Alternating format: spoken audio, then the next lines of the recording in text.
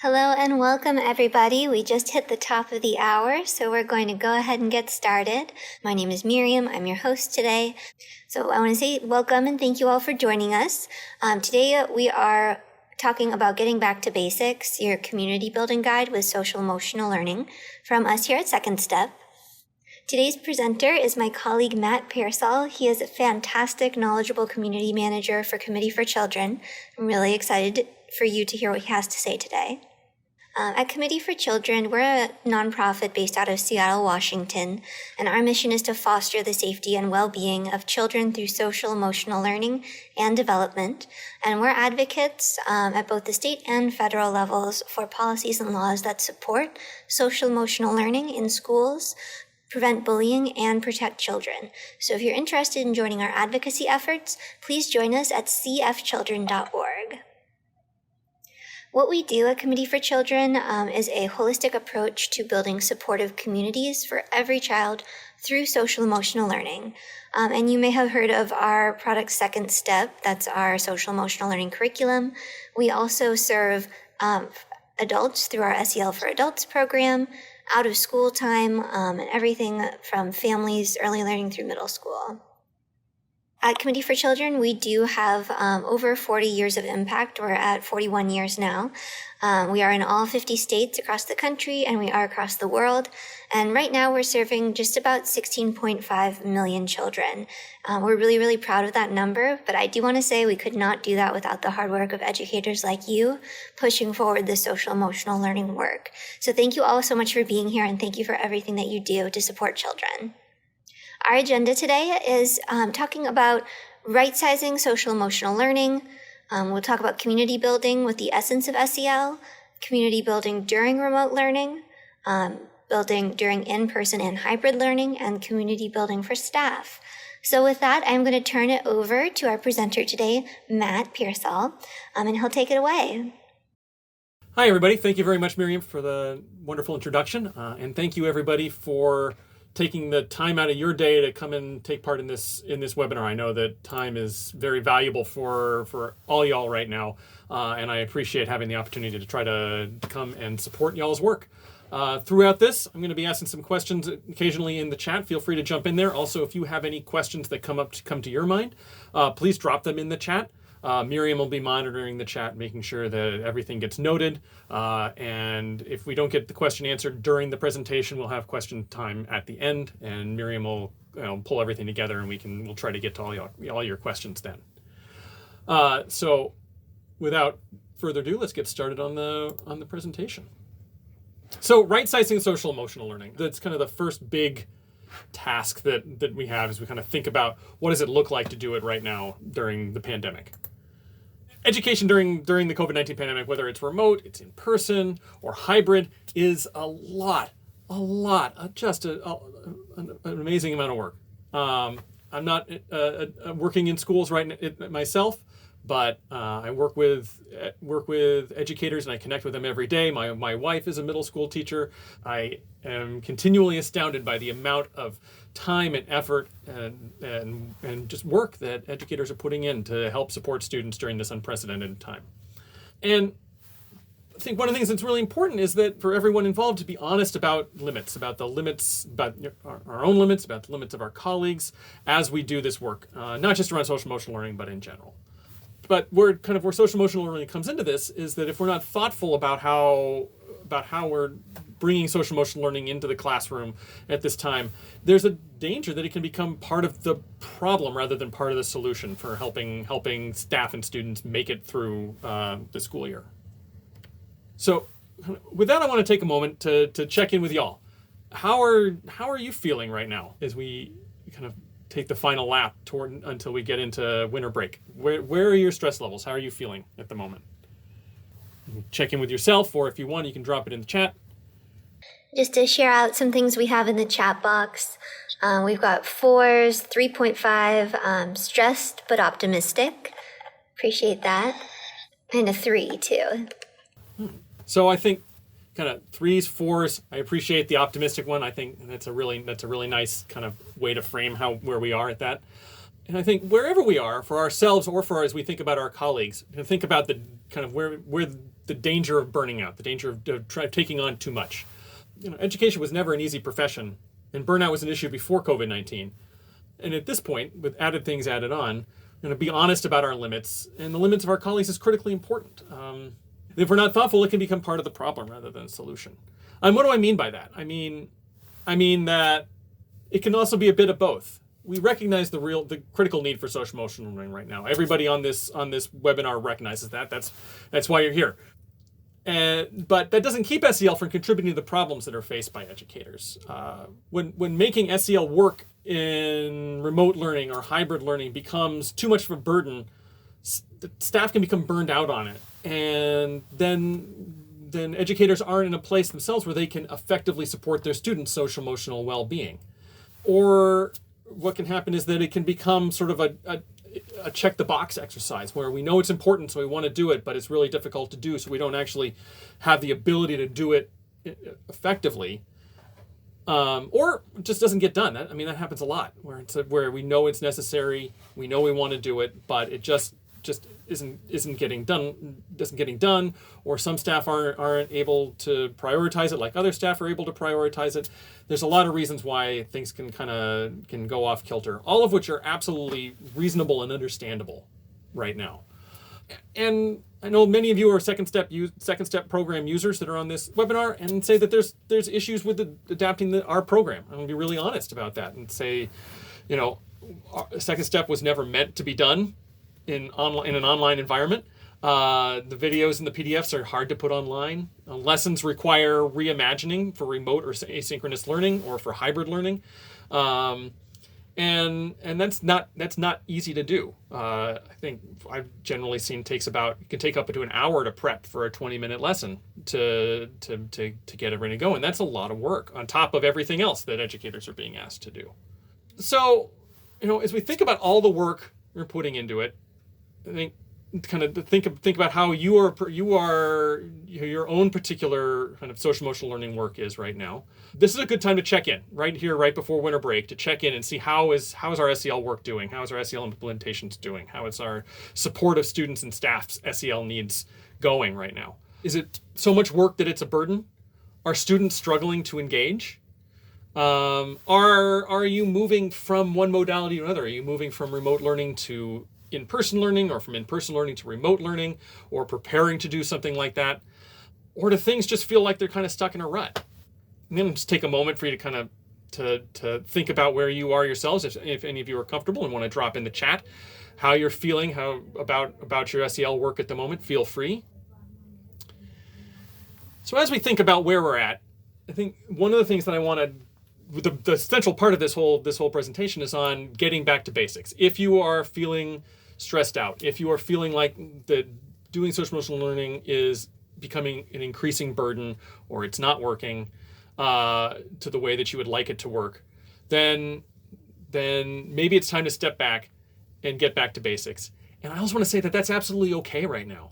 We're all doing amazing, like I was saying before, we're all doing amazing, incredible work right now in very, very difficult circumstances.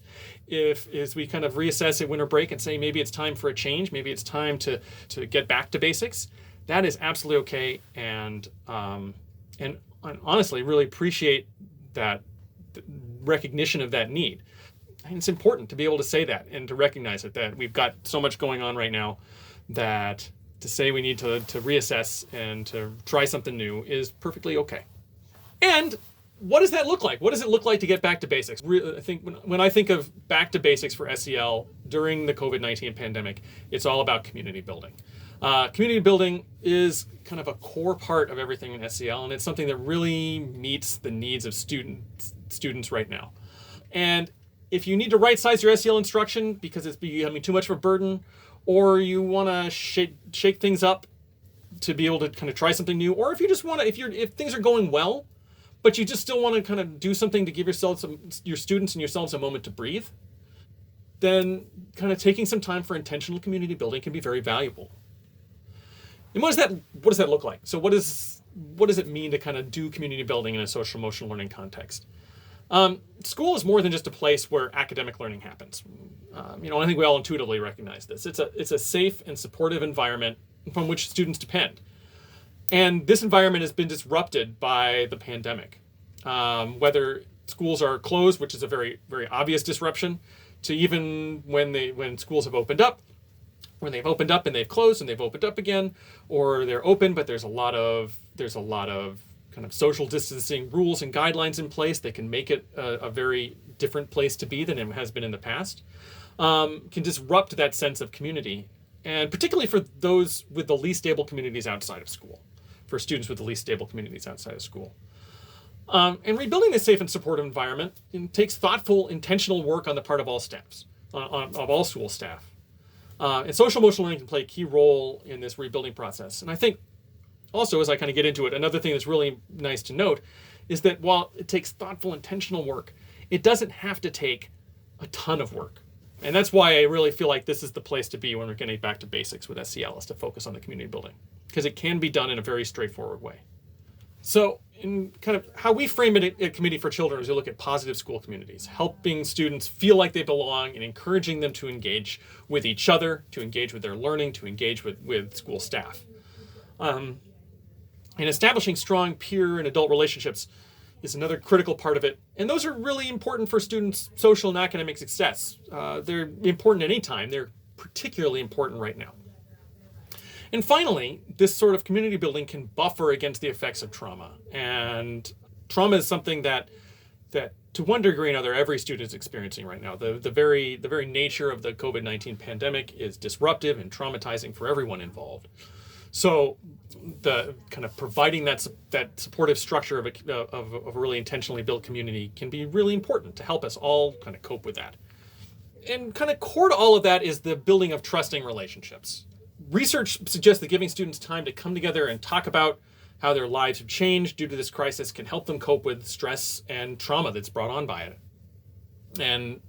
And that's also something that while it may seem like a fairly simple thing to do, like create a space for kids to talk and let them talk, that's actually something that not all kids have access to outside of school. So while it may seem like a simple thing, and it may not seem like quote unquote social emotional learning to do something simple like that, it is providing a lot of kids with something that they don't have somewhere else. It's providing them with that safe and supportive space in school community to talk about things that they may not get a chance to talk to in any other place. So how does this idea of community building fit into the bigger picture of an SEL implementation? So I'm going to take a look at the Second Step program for an example. I think many of you are familiar with it, and kind of look at these implementation plans that we created specifically for this school year. Talk about what does social emotional learning in general look like during the COVID-19 pandemic. And in our guides, these guides are available for download from our COVID-19 support page, if you're wondering where the document lives. We actually call out community building as the most important thing to do with students during this pandemic. We place it above doing the core Second Step program, because we feel from a research perspective as well as a pedagogical perspective that it provides students with what they need most at this time to make it through this pandemic school year. Also, we break things out into two different levels. We look at remote and we look at hybrid learning, which I think is really critical as we explore how to make this work.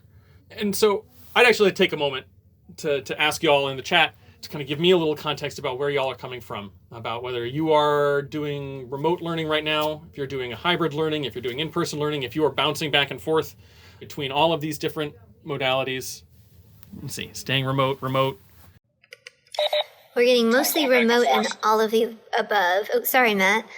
Just to tell you what I'm seeing on my end, we're getting a lot of remote and a lot of all of the above. Yeah, I think that's a really common experience for a lot of educators right now. There's a lot of moving between different modalities, trying different things,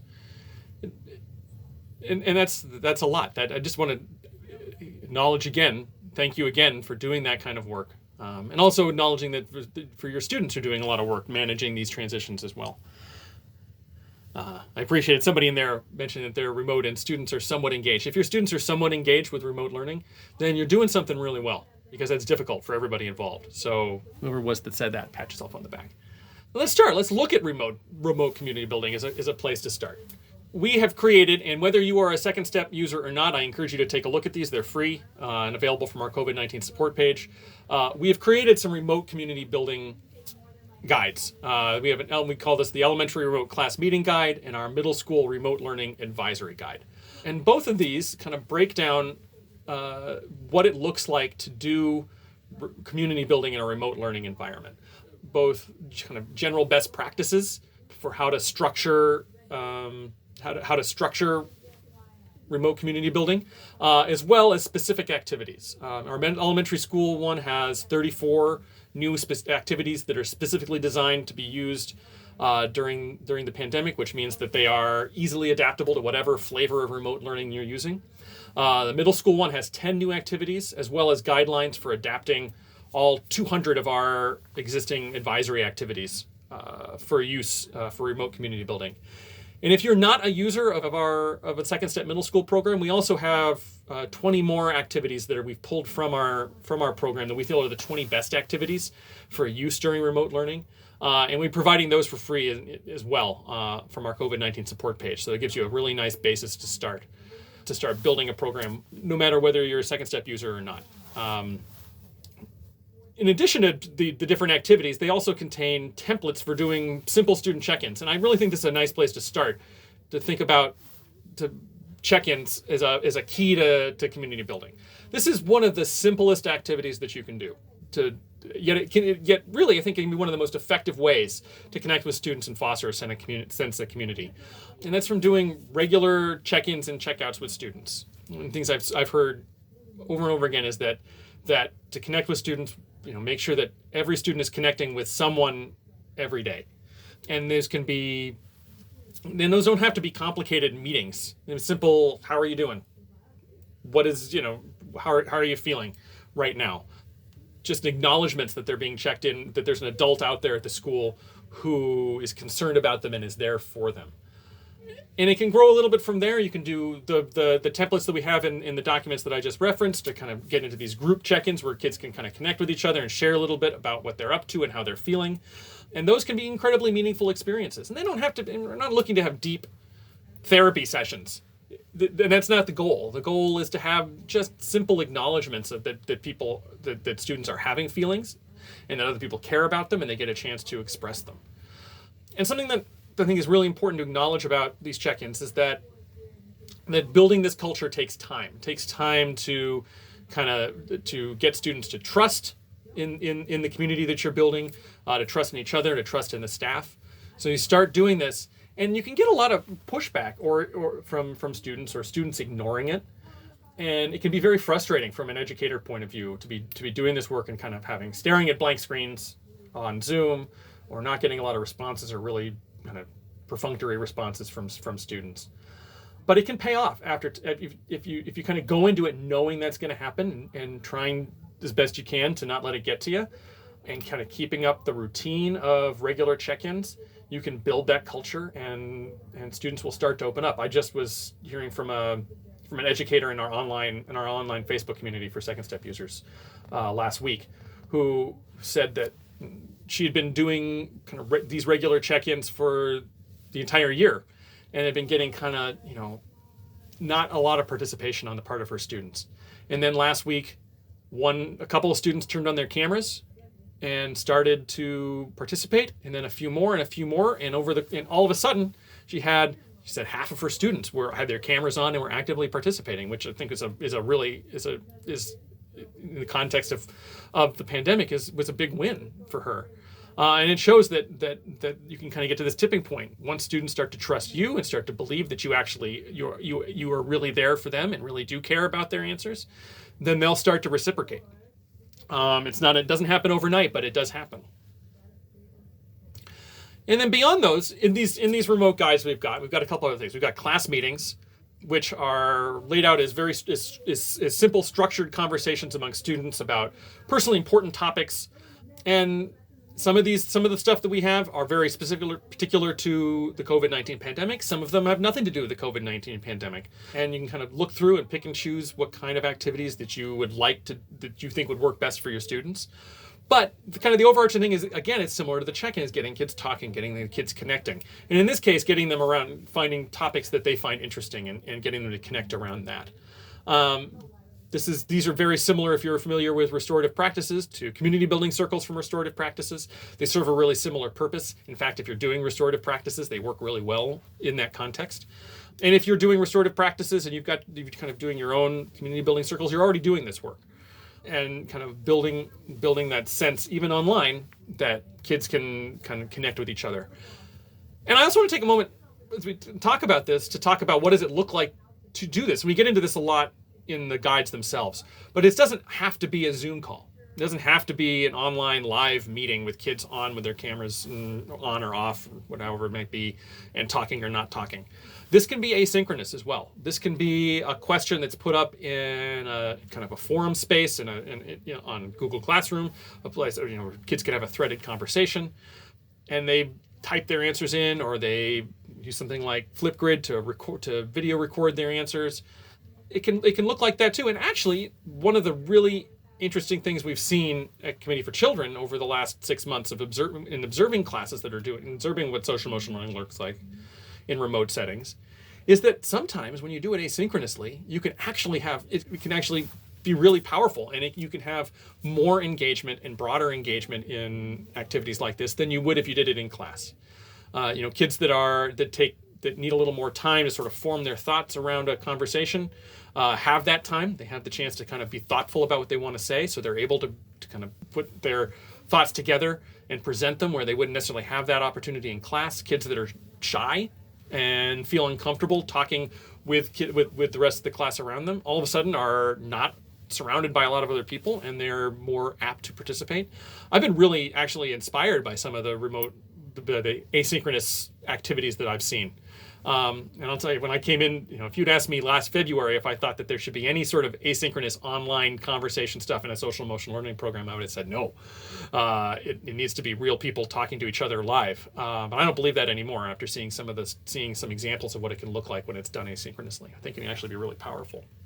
And these class meetings are perfect for doing something like that because they're simple questions that kids can answer very straightforwardly, with some follow-ups that you can add on to kind of help structure what that would look like. And the last thing that we have are something we call class challenges. And these are fun activities to help strengthen relationships. And having fun with friends is crucial for students right now. It's really, when you're in remote learning, it can be really difficult when schools are closed. That fun social connecting that students do all the time at school is gone. And these class challenges provide an opportunity for students to sort of to have those connections in a safe and supportive environment. And they also provide opportunity to provide students with a novel experience during a time when they may be feeling quite bored, actually. The activities that we have are designed to be done remotely, so they should work pretty well. The middle school ones, many of the ones, the guide to adapting our existing activities are in there. And this is another one where when I first started down to work on these guides, I was like, these class challenges, fun activities, they're going to be really hard to adapt to remote learning. But it's actually a surprise. There's a lot of them that I think adapt really well and can be really fun. So that's kind of the last of the big things that we have in there to help build a remote community building experience. And just take them and mix them up. Doesn't need to be a lot of structure to this. The key thing is just doing it. And the SEL comes from the interactions that happen between students as they do it. So there's not a scope and sequence. There's not a suggested to start here or any one that's more important than any other one. It's just a matter of finding the space and the time to do this, the 10, 15, 20 minutes a day to do it. So for those of you who are moving to in-person or in the near future or in the not so near future or even in the next year future, we also have material around community building for in-person. And this is incredibly important to help students and staff reacclimate as they return to schools after school closures. And even for if schools have been open for a while and then closed again, open, that's been very disruptive. So thinking about how do we welcome students back in? How do we welcome students, even if students are there right now, to kind of take a pause and say, what do we need to do to actually kind of build community? And I think it's really important to think intentionally about this. In a lot of schools, there was a strong sense of community that was there, and it was pretty much just kind of there. And it had been built up over years among staff and students, and a culture had developed in the school. And you could build on that without needing to really kind of take it for granted that there was a certain amount of community present in the schools. But that's kind of been all sorts of messed up, unfortunately, over the last year. And so taking some time to be really intentional about building community, even in a school where potentially you've been open the whole time, I think can be really powerful for supporting students right now. And again, in something that's fairly simple to do. So we have created, and again, this is kind of aligned with Second Step, but these are completely free and available. So for anybody who wants to use these, we welcome you to come and download them. We've created community rebuilding units. And these are new units of instruction that are designed to meet students' needs for building community in school. And to kind of say what these are very simple. They're very straightforward lessons. There's no media involved. Again, they're very much about creating a space where students can interact. And the SEL benefits come from those interactions that you're kind of creating a space for. And all of these are created with, all the lessons these are created with social distancing in mind and with hybrid learning in mind, which means that they should work with social distancing, and that if you are in a space where some kids are in school and some kids are at home, they work alongside those remote activities that I was just talking about before, so that you can do the in-person work with students that are in person, and then you have similar activities that you can pull from those remote guides, so that the students who are at home don't feel left out as you're doing it. And for those of you who are familiar with our bullying prevention unit and child prevention units, they work in a very similar fashion. These are extensions of the core Second Step program that you can basically plug in. And if you're wondering kind of where does that fit in, if you are teaching remotely right now and you're working your way through the program, we would say when students come back, you pause the program wherever you're at, and you teach these five lessons. And that could even be at the beginning of next school year if you're going to be closed for the entire year, as some schools may be. But on the other hand, they stand completely on their own, so you don't need to even be using the Second Step program. So that's kind of similar to our child protection unit, that there's nothing in these things that rely on anything from the current program. So if you don't have the Second Step program, you can use these. If you are a Second Step program user but you haven't done a lot of Second Step this year because you haven't been able to, then that's fine. If you've been doing Second Step or any SEL program and it's been kind of a mess, that's okay. And this is a nice place to kind of do a reset and start with these activities in order to kind of get up, kind of reset and get back to basics and start thinking about how to build community.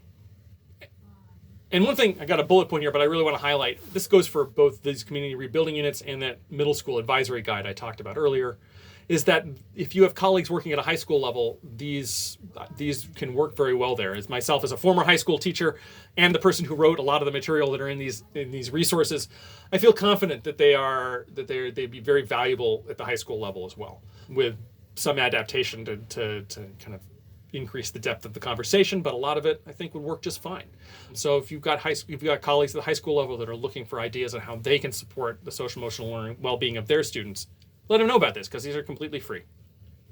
And it's just a little bit more about those community rebuilding units. And one last thing I wanted to say about the community rebuilding units, which also applies to the advisory and class meeting stuff I was talking about earlier, is we've been getting a lot of questions around assessment, about how do you assess students who have used these units for their social emotional growth. And I think one of the things that really sets all of these materials we've been talking about today apart from the core Second Step materials, or from a lot of social emotional learning materials, is that it's not as skills-based. These aren't skills-based. They're just designed to foster relationships. So one of the best ways, I think, if you're looking to gather data, if you're looking to gather pre-post data, or you want to just kind of see how this is working for you, is to use things like using classroom climate surveys. And there's a number of them out there that are available for free. The U.S. Department of Education has a great climate survey that's available for free online. You can use those to sort of judge the effect of your community building efforts. And the last thing I want to talk about is community building for staff, which I think is really important that we don't lose track of this. because it's not just students that are affected by the pandemic, that are affected by the stresses and the issues that we are all coping with right now. Staff have lost their communities too, and they are also experiencing stress and trauma from the COVID-19 pandemic. And I think, as we saw at the beginning, a lot of stress sometimes. And it's really important to be mindful of school staff, colleagues, well-being, and your own well-being too. Because educators can't support students if they're not themselves feeling supported. It's very hard to kind of be there for students, to be that calm, supportive presence that they need in their lives when feeling burned out. And a lot of the stuff that we've been talking about today can also be useful for staff. Check-ins.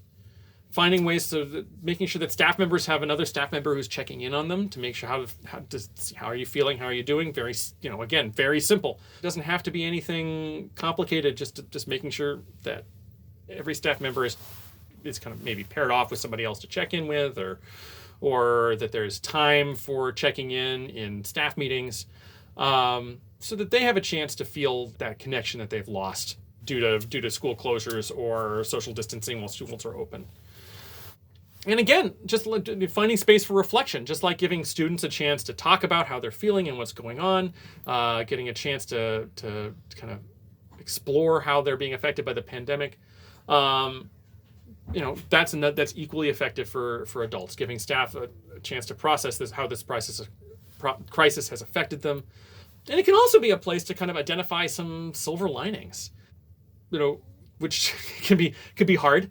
But I mean, for an example, I was talking with my wife recently about one of the silver linings is that she's actually had a lot more time to collaborate with her colleagues than she would have had otherwise. So there's a silver lining that comes out of being in remote learning.